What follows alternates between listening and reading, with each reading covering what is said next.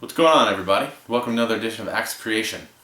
This is somewhat of an impromptu lesson. I've seen a lot of people posting about Kurt Cobain's birthday, which as of the making of this video was yesterday, and that kind of inspired the creative juices flowing in me, and I wanted to share some fun little riff experiments or thought experiments with you guys. Usually when you think of Kurt Cobain or Nirvana or grunge or that kind of style of writing, you don't really associate it with modal jazz. And hopefully after the end of this lesson we can kind of bridge the gap or maybe creatively switch back and forth between the two, because they probably have some similarities that you don't really realize. So now when I think of like a modal chord progression, which is what I'm going to show you, the chords kind of are unrelated. They shift key centers, and it's okay if you're unfamiliar with that. The only really theory you're going to have to understand to kind of get through this or do this on your own is some basic chord scale knowledge. Now this chord progression, not original, I didn't come up with it. I've seen Tom Quayle, great fusion player, beast of a player, definitely check him out, really inspiring. I've seen him teach this progression and how to play over it and all that kind of stuff, and which I'm not very good at, admittedly.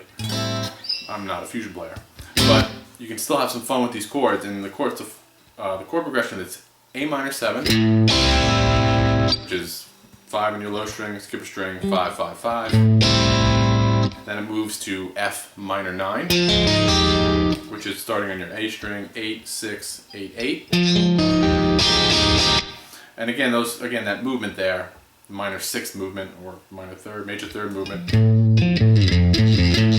so those key centers are unrelated. And then it drops down to D flat, major 7, or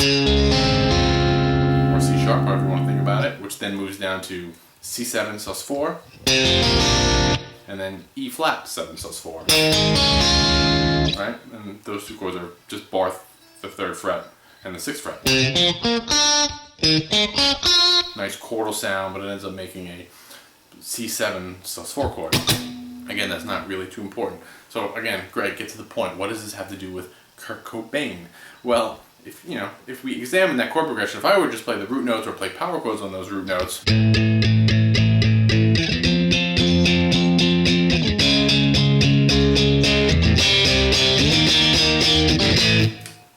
could be a grunge song or a Kurt Cobain song or a Nirvana song or Beck song, Dinosaur Jr., any one of those kind of bands that you might like and you might not.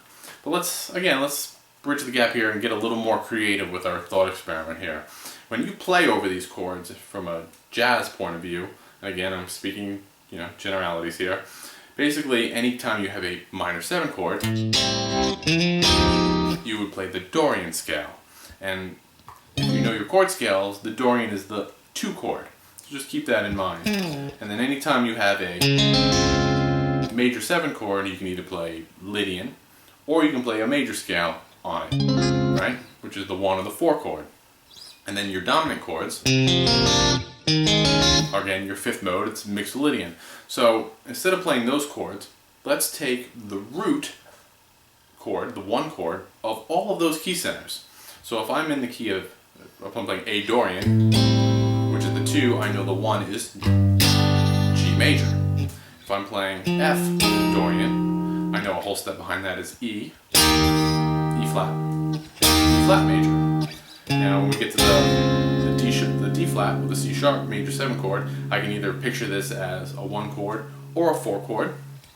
And then when we get to these chords, again, these are acting as dominant chords in the modal progression, and then we can drop those down and play the 1 chord on F and A flat. So now if I were to put those chords together and maybe give it a Nirvana-esque style rhythm, I can come up with this.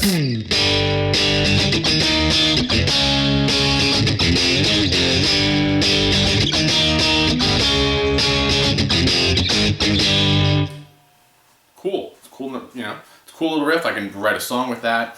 And now the modal guys who maybe they do, maybe they don't, maybe they look down on the simplified rock version. You guys are just making noise, you guys are playing nonsense. But now those grunge guys can turn around and go, well, you're just playing nonsense, you're just putting fancy extensions on everything, and everybody can get along in a nice happy world. Right? So again, we took this.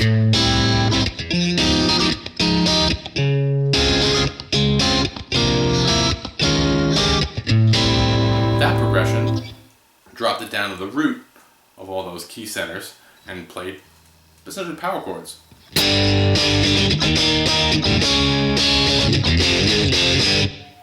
Cool. So I hope you had some fun with this. I hope maybe it inspires you to pick up some modal progressions that you've seen and have some fun with it, or maybe you want to try to reharmonize maybe a Nirvana song into a modal jazz, reverse engineering what we did here today. If you guys like this, maybe I'll even do that in a future lesson. So, as always, let me know what you come up with, and until then, I'll see you next time. Thanks a lot.